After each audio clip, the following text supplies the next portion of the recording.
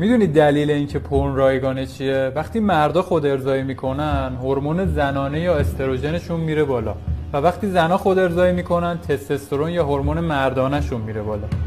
پس مشخصه که دارن جنسیت ما رو تغییر میدن. کافیه به پرچم ترانسجندر نگاه کنید که چاکراها برعکس شده.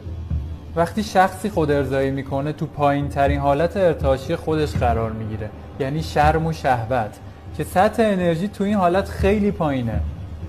باید بهت بگم این انرژی حیاتته که از دستش میدی و انقدر قدرتمنده که انسان دیگه ای ازش خلق میشه. ببین اگه درون خودت نگهش داری چه کارهایی میتونی باش انجام بدی؟ دلیل اینکه اعتماد به نفس و انگیزه و نظم و قدرت اراده نداری اینه که بالاترین انرژی داخل بدنت، یعنی انرژی جنسی، تو داری از دست میدی. فقط 1% مردم دنیا میدونن که با ذخیره این انرژی و رسوندنش به مغز